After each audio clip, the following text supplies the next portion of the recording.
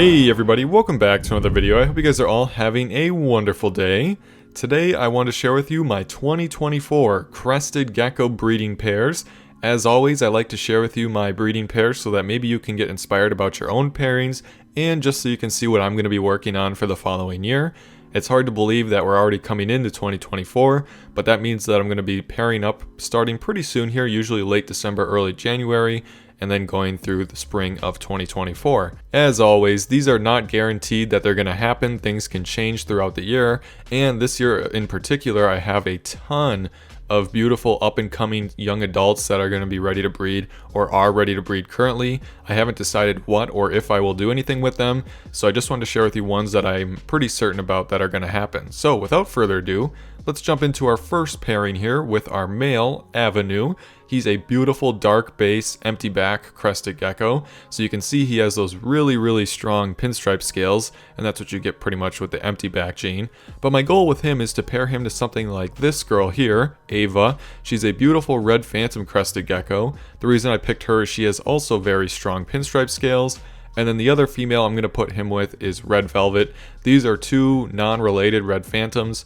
And so my goal is to get that empty back gene into the red phantoms. I've seen some really cool red phantom empty backs, and I've already been kind of working on this through other ways, but I think that this could really jumpstart this project and get it moving a little bit faster. So I'm really excited and looking forward to seeing what these can produce, and then hopefully taking those babies and mixing them in with some of the other stuff that I already have. Next up is one of my favorite males, Murcielago. This is a guy that had a lot of babes last year, and so I'm toning it down a little bit. Some of the pairs from him last year didn't quite work out, but some of them worked out great.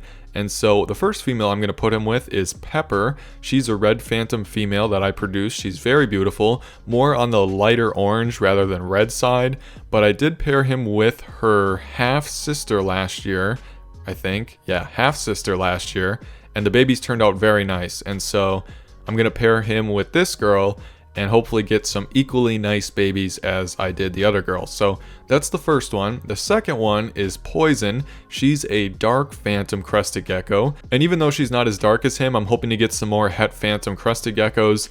I found out last year that he is not Het Phantom. All the babies turned out normal, so there's a high probability he's not carrying the Phantom gene, and so I'm looking to get some more of those, hopefully white spots, into the dark Phantoms, which I think would be very pretty, and so that's why he's going with Poison.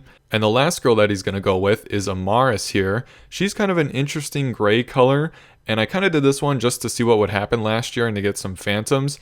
I only got one good baby out of her last year, and it's very weird. If you watched my Keeper Yeet video, I showcased the baby in there.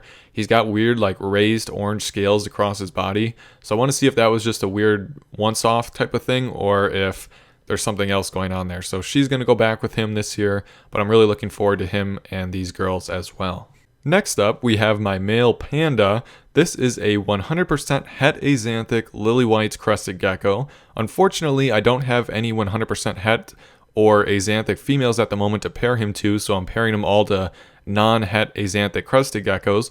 But the first girl that I wanted to put him with is Sally here. She's a beautiful red pinstripe. She's 100% Het Phantom, and so if he was bred to a Phantom Axanthic, then there will be some possible Phantom...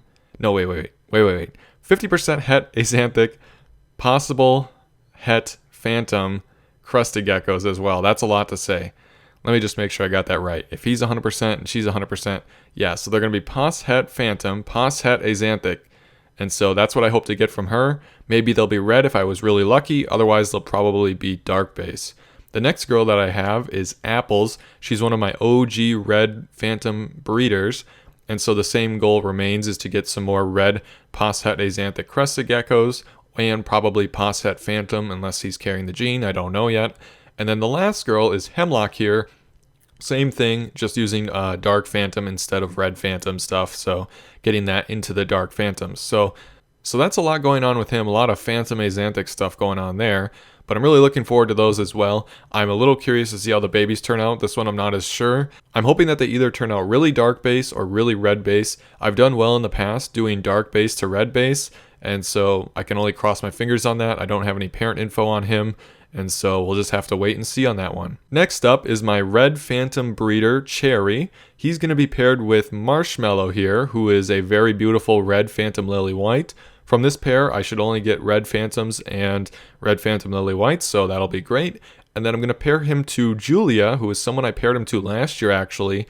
The babies were so nice that I'm going to repair them and do another grouping with them. I typically don't do this. I've done it for a couple geckos, but I really like that the babies turned out so nice last year, so I'm going to do it again. A lot of them got very strong pinstriping, so that's something I'm definitely looking forward to, and so I'm going to pair those two up again. Next up is my male Blood Diamond here. He is 100% Het Azanthic, and I'm going to say possibly Het Phantom. We don't know because I don't know what the parents look like, but if he is Het Phantom, the first female I'm putting him with is Emma here. She's a big red pinstripe, and actually she's the sister to Sally, who is going with my other Het Azanthic male. And so if these are both Het Phantom, I'm going to get some, hopefully, fingers crossed, Red Phantom, Pos Het Azanthic Crested Geckos, which is one of my goals, and so that's why she's going in there. The next female he's going to be with is Adeline, who is one of my other Red Phantom breeders, and so again, if he's carrying that gene, there's some more Red Phantoms that are possibly Het Azanthic.